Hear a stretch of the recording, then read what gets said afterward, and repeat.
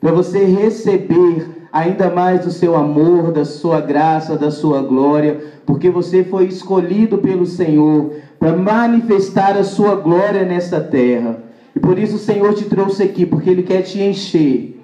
Ele quer derramar sobre a tua vida algo novo, uma unção nova. Ele quer fazer resplandecer a sua glória por meio da sua vida. Amém? Glória a Deus. Vamos abrir a palavra do Senhor no livro de Gênesis, capítulo 1.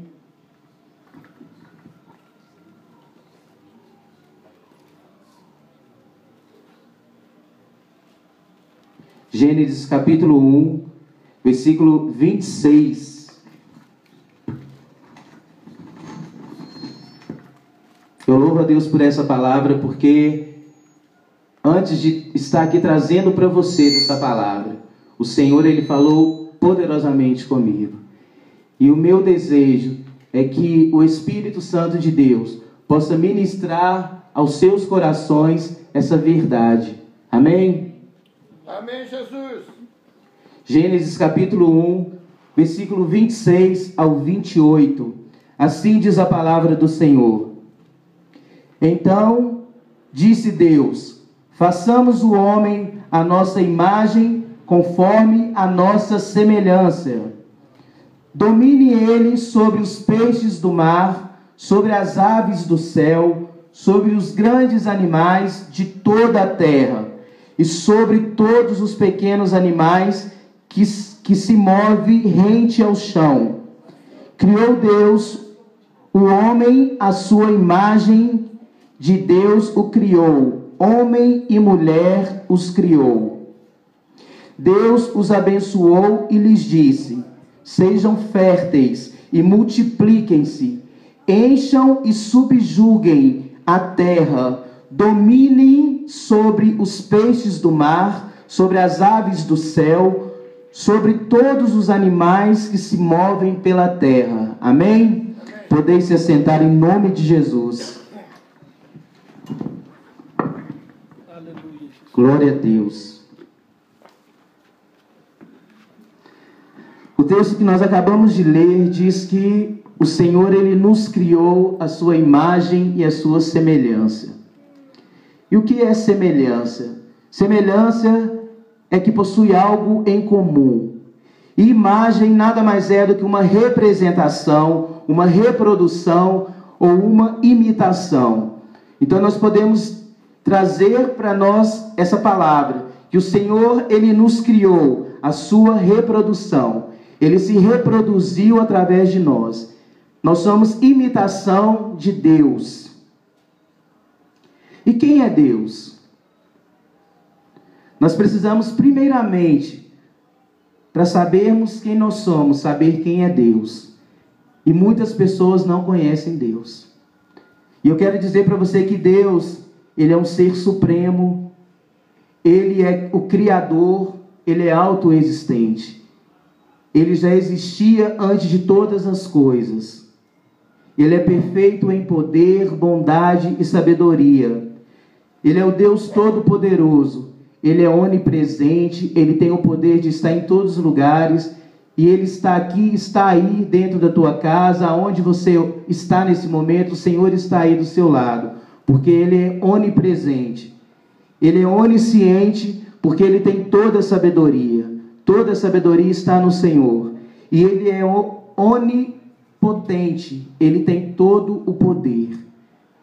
E o atributo maior do Senhor é a sua santidade. Ele é santo. E Deus, quando criou o homem, a palavra diz que Deus deu ao homem o poder de dominar sobre toda a sua criação. Deus deu ao homem o poder de dominar sobre as aves do céu, sobre os peixes do mar, sobre os pequenos e grandes animais. E a palavra diz também que Deus criou o homem e a mulher. Deus os criou. E quando Deus criou o homem e criou a mulher, Deus deu a eles uma ordem. Deus deu a eles uma bênção, que foram de ser férteis. E através dessa bênção, o Senhor ali deu uma ordem a esses dois, que era de se multiplicar e encher toda a terra. E eu quero começar essa mensagem fazendo uma pergunta para vocês. Nós temos vivido essa realidade? Nós temos exercido esse domínio para o qual nós fomos criados? Ou nós temos sido dominados pelas coisas deste mundo? O que será que aconteceu com essa autoridade que Deus deu ao homem? A Bíblia fala no livro de João, capítulo 10, versículo 10, que o ladrão, ele veio para matar, roubar e destruir. E eu creio que o diabo, para alcançar o seu objetivo, ele planejou algo que é de destruir a identidade do homem. Deus, quando criou o homem, Deus, a Bíblia fala que ele criou a sua semelhança. Então Deus colocou em nós, homens, quando eu digo homens e mulheres. Deus colocou em nós a sua identidade. E qual é a identidade que Deus colocou em nós? A identidade de um ser santo. Deus, ele nos criou para sermos santo como ele é. E ser santo é ser puro, é viver sem pecado, é ser limpo, verdadeiro, ser transparente, é andar nu, é andar descoberto. E nós podemos ver isso através da vida de Adão. Quando Deus criou Adão, a palavra fala que Adão andava nu. E a Bíblia diz que o Senhor todos os dias vinha ao encontro deste homem. Mas houve um momento que Deus veio, como de costume, ao encontro deste homem. E quando este homem viu que o Senhor estava ali, rapidamente ele procurou se esconder. E a pergunta que eu pergunto para vocês nesta noite: qual a necessidade de Adão ter se escondido de Deus, uma vez que sempre ele esteve nu diante do Senhor? Por que Adão, ele sentiu a necessidade de se esconder atrás de uma folha quando Deus veio visitá-lo? Descobriu que estava nu. Ele sempre esteve nu. A realidade é que Adão, naquele momento que ele desobedeceu uma ordem do Senhor, ele perdeu a sua identidade. A sua identidade foi roubada. O pecado roubou a identidade de Adão. E a mente dele se atentou para o pecado. Ele não era mais santo, ele não era mais separado. Pelo contrário, o pecado de Adão o separou de Deus, porque aquela intimidade que ele tinha com Deus, ele não teve mais por causa do pecado. E eu quero dizer para vocês que a única coisa que separa o homem de Deus é o pecado.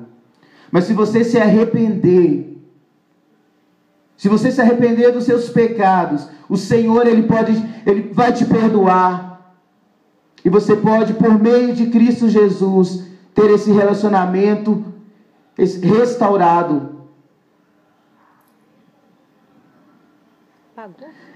E a identidade, ela tem um papel muito grande na nossa vida. A identidade, ela define o nosso destino. Quando Jesus, ele foi batizado, a Bíblia fala que logo após ele foi levado para o deserto. E durante o tempo que ele esteve ali no deserto, o diabo estava ali tentando o Senhor, oferecendo ele todas as coisas, todos os prazeres que ele oferece para mim e para você. Ele oferece a glória. A Bíblia fala que Satanás levou o Senhor Jesus até um pico mais alto e falou assim: veja tudo isso. Tudo te darei se prostrados me adorares. Mas o Senhor Jesus, ele sabia quem ele era. E ele disse ao diabo: está escrito, somente ao Senhor Deus adorarás. Aleluia. E ele venceu o diabo por meio da palavra. A palavra fala: resisti ao diabo e ele fugirá de vós. Cada vez que você diz não para o diabo, ele se afasta de você. E foi assim com Jesus. O diabo, a Bíblia fala que o diabo deixou Jesus. Mas Jesus só foi capaz de vencer o diabo porque ele sabia a sua identidade. E ele tinha um objetivo. Ele caminhava nessa terra com propósito. Porque a identidade, ela te dirige para um destino. E Jesus sabia que ele estava aqui por um tempo. E as atitudes de Jesus, a santidade de Jesus, o caráter de Deus em Cristo Jesus, começou a incomodar aquelas pessoas. E aquelas pessoas, principalmente os religiosos daquela época, começaram então a perseguir a Jesus Cristo. E começaram então a persegui-lo e por fim levá-lo até a cruz. A religião levou Jesus à cruz. A religião não é algo criado pelo Senhor. A religião, ela traz a separação entre os homens. E se nós olharmos para a palavra de Deus, em todo o tempo Ele quer nos unir. Ele não quer separar ninguém. Então a religião é algo do diabo. E nós estamos aqui não pregando uma religião. Nós estamos aqui pregando a salvação em Cristo Jesus. Aleluia. Pregando a unidade de Deus. Porque nós somos um com vocês. Nós amamos vocês. Aleluia. Nós estamos aqui porque nós descobrimos que os seus sofrimentos, eles nos atingem. E Jesus, então, ele caminhou com uma vida de propósito. Ele sofreu tudo aquilo que ele sofreu. Ele sofreu a humilhação, a rejeição, a vergonha. Mas os olhos dele não estavam nessas coisas naturais. A Bíblia fala que os olhos do Senhor estavam em uma glória maior. Porque ele sabia que os sofrimentos leves e momentâneos, os quais ele estava vivendo, traria para ele um peso de glória eterno. A Bíblia fala que Deus o deu um nome que está acima de todo nome. Nome esse que toda língua confessará e todo joelho se dobrará e declarará que Jesus Cristo é o Senhor para a glória de Deus. E o triste é que muitas pessoas estão vivendo uma vida sem propósitos. As pessoas, eu posso dizer que elas nem estão vivendo, porque a vida está em Cristo. Algumas pessoas simplesmente existem, porque elas não têm propósitos. As pessoas acham que podem fazer tudo. As pessoas se dão o direito de fazer tudo o que tem vontade. Eu quero dizer para você que liberdade não é isso. Liberdade não é você fazer tudo o que você deseja, mas liberdade é você ter o direito de dizer sim ou não para alguma coisa. Essa é a verdadeira liberdade. A palavra do Senhor diz que o mundo, ele passa, mas a palavra do Senhor não passará. E Jesus, houve um momento que Jesus ali, conversando com os seus discípulos, ele confortou o coração dos seus discípulos, porque ele sabia que era necessário que ele passasse pela cruz, para que todo o propósito de Deus se cumprisse. Então Jesus disse para aqueles discípulos: eu vou para o Pai, mas eu irei preparar uma morada, mas eu voltarei, e eu vos levarei para mim mesmo. O Senhor Jesus, ele foi preparar um lugar para mim e para você morar. Glória a Deus. Glória a Deus. Mas para chegarmos nesse lugar, é preciso passar pela cruz. A cruz é a ponte que nos leva a este lugar para o qual Jesus foi preparar. E o diabo, o nosso inimigo, ele não quer que nós alcancemos a nossa salvação em Cristo Jesus. E com isso, ele começa então a oferecer prazeres, coisas que vão trazer prazer para a nossa carne. Tudo isso para tirar a nossa atenção daquilo que de fato é importante, que é Deus. E com isso, muitas pessoas, elas não têm tido tempo para Deus.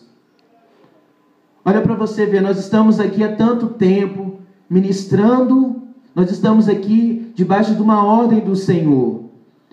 E nós vemos tantas pessoas aí fazendo coisas, sabe, que não vão trazer edificação. Pessoas que nesse exato momento estão acabando com a sua vida. usando drogas, se prostituindo, vivendo uma vida de pecado, em vez de estar aqui buscando ao Senhor. Então as pessoas, elas têm tempo para todas as coisas, de menos para Deus. E tempo nós temos para aquilo que nós valorizamos. E eu quero te dizer, se você não tem tido tempo para Deus, é porque Ele não tem sido prioridade na sua vida. E a palavra do Senhor diz que Ele não divide a glória dEle com ninguém. Se você não o colocar em primeiro lugar da sua vida, Ele não tomará o segundo lugar na sua vida. E você vai continuar vivendo essa vida miserável, desgraçada. Essa vida sem crescimento, onde as pessoas vão continuar zombando de você. Esse é o desejo do homem mau. Mas não é o desejo de Deus para você. O desejo de Deus para mim e para a sua vida é que você seja exaltado diante dos homens. É que você manifeste a glória dEle. É que você exerça o domínio que Ele te deu quando Ele criou você. O domínio, a autoridade que foi perdida por meio do pecado. O Senhor, Ele te fez cabeça e não cauda. Você não foi criado para rastejar, para ser humilhado. Quem quer isso para a sua vida é o diabo. Se as pessoas têm zombado de você, é porque você tem dado brechas para o inimigo agir na sua vida. Mas o Senhor, nesta noite, Ele quer te levantar. E Ele quer te exaltar. Mas você precisa tomar uma posição diante do Senhor.